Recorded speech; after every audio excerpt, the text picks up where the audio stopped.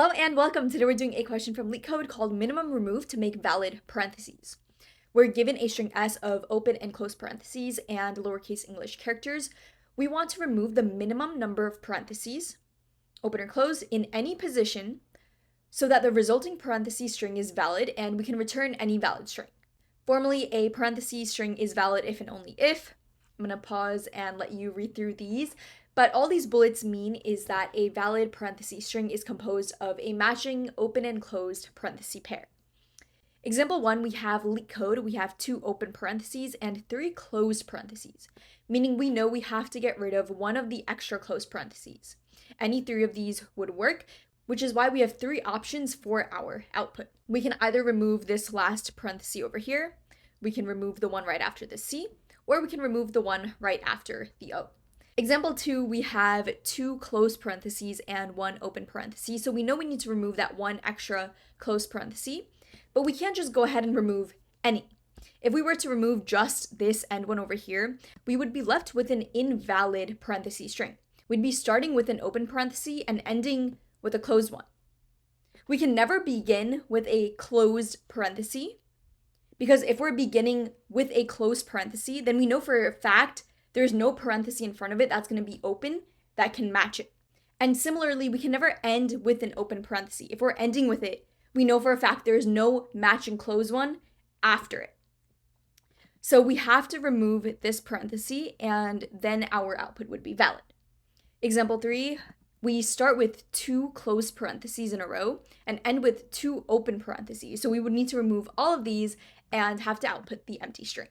So how do we solve this? It's actually fairly simple. Say we have the following input string as our input. We want to figure out the minimum parentheses we want to remove to make sure the remaining string is valid. There are just 3 things we need to keep in mind. We can never start with a closed parenthesis, we can never end with an open parenthesis, and we just need the same number of open and closed parentheses. If these all hold true, then we know for a fact our string is going to be valid. Starting off in the beginning, we have a closed parenthesis. We know we can't open with that, so we're going to go ahead and delete it. In order to do that, if we do need to modify and delete something, let's go ahead and break this into a list. We're going to take this entire string and just put it in list form. So this is our list. We have 10 elements in total, and every character has a corresponding index. What we're going to do is keep track of the number of open parentheses we've seen and what index we've seen them on. So for that, we're going to keep track of all of this in a stack. In the beginning, we come across a closed parenthesis. Now remember, this stack is going to store open parentheses, and we haven't seen any open parenthesis yet, so we know we can't really have this closed parenthesis. There's nothing to match with it, which means we're going to cancel it out and just put the empty string in here. That way, once we rejoin it, this is going to delete itself. Moving down to our next index, we have an open parenthesis. We just want to keep track of what index we've seen it on, so the 1 is going to go in here. Moving down, we come across a character. We don't want to touch that, so we're not going to do anything with that. Moving down, we have a closed parenthesis. So we want to check our stack and make sure it's not empty. It's not empty. We have seen a corresponding open parenthesis. This parenthesis can match 2, and we've seen that at index 1. Meaning index 1 has made a pair. We no longer need to keep track of it. Moving down, we have a character, don't touch it. We have another open parenthesis. We want to see if this is extra or if we can form a pair with this open parenthesis down the line. So we're going to store it temporarily. So we're going to store index 5 in our stack. Moving down, we have a character, don't touch it. We have another open parenthesis. Let's store this. So now we have 5 and 7 that are unmatched, open parentheses. Character, ignore. And now we're finally at our last character, which is a closed parenthesis. It can pair with anything, 5 or 7, doesn't matter. We're just going to pair it up with the nearest one. So we're going to pop 7 off, meaning this parenthesis is now paired with the one we have over here. And we're done. At this point, we know for a fact all closed parentheses have been matched or have been deleted. They're either converted into the empty string or they have a match for sure. So the closed parentheses have been taken care of. What about the open parentheses? Whatever's remaining in our stack is going to mark whatever open parenthesis we have that has not been matched. So in this case, 5 is the only other parenthesis that needs to be deleted, which means we're just going to loop through our entire stack and mark all these indices to be empty. And then whatever is remaining, we're going to combine and return that as our output. This is now going to be a valid string. We have open parenthesis T, close parenthesis, H, E, open parenthesis O, close parenthesis. Everything is matched, and we only removed the minimum number of parentheses we needed to. So let's go ahead and code this up, and then we'll do a complete walkthrough with an example to make sure we understand everything line by line. To code this up, we know we want to convert our input into a list first and foremost. So S is now going to be a list of our input string S. And the reason we want to convert it into a list is so that we can mutate it. A string is immutable. We can't just go ahead and change a character at a specific index, but with a list, we can do that. So that's why we want to convert it into a list. First thing we want to do is initialize our stack to be empty, and this is going to store all the open parentheses and the indices we've seen them on. So let's actually loop through for I character in enumerate S. All this does is it gets us our index and the corresponding character.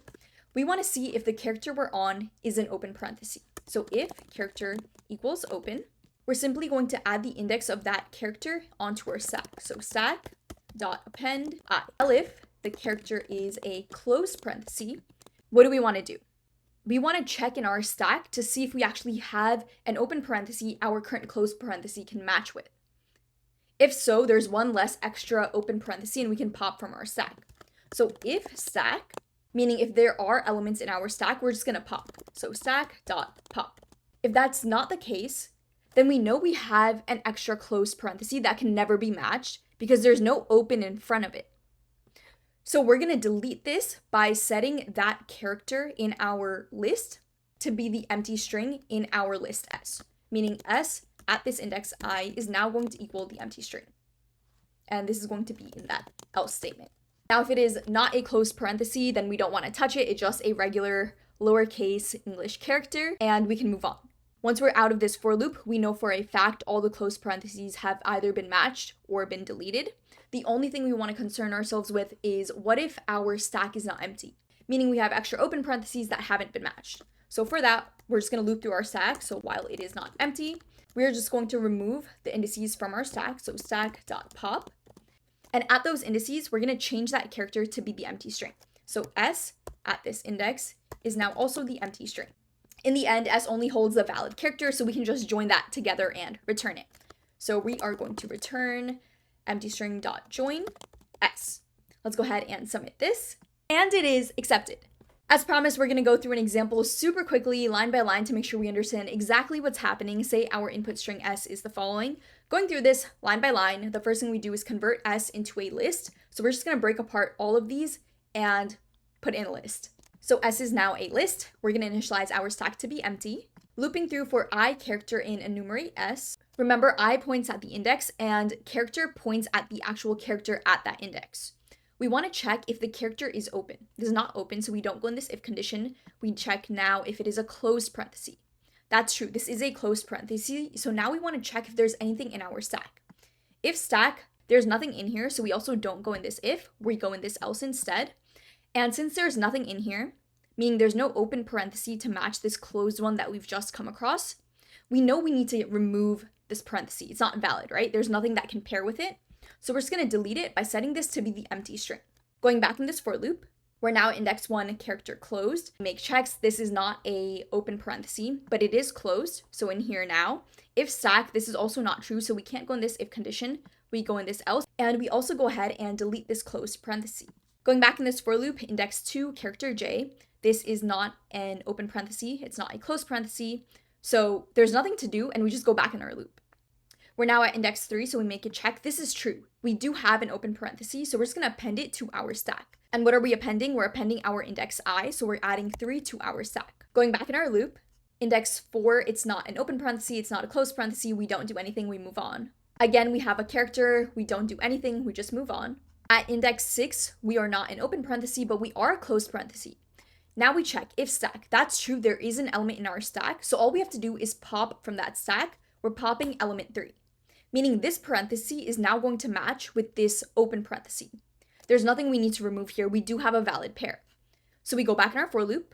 The next character is E. It's not any of these, so we can skip out, do nothing, move on. Again, we're at S. It's not an open parenthesis. It's not a closed parenthesis. And finally, our last index is index 9. Now this is an open parenthesis, so we're just going to append this to our stack. So we have 9 over here, and we can't go back in our for loop. There are no more elements for us to actually iterate through. So now we know anything we have in our stack is going to mark the indices of the extra open parentheses that are unmatched, meaning we want to delete them. So while there are elements in our stack, this is true, we're going to pop off from stack. So we're going to get 9, and at index 9 in S, we're going to set it to be the empty string. So we are removing this and setting it to be the empty string. We can't go back in our while loop because there's nothing in our stack. So we're done, and we know everything in S is now valid. So all we have to do is join S and return that, meaning putting all of this together. So joining all of this, we get rid of everything that is empty, and we're left with the following string that is valid. All the closed parentheses have matching open ones. And that's it. Talking about space and time complexity. For time, we go through every single element once to check what character it is and potentially add it to our stack. And then again, if it's in our stack. So this is going to be 2n, which is still an order n operation, meaning this is a linear time operation. And for space, again, this is O of n, because we do have a stack where we could potentially be holding all of our characters that were given. So time and space are both O of n. Now we just went ahead and solved minimum remove to make valid parentheses. If you have any questions with this whatsoever, let me know down below in the comments. If this video was helpful, like, comment, share, and subscribe. It really supports the channel. And as always, I will see you in the next one.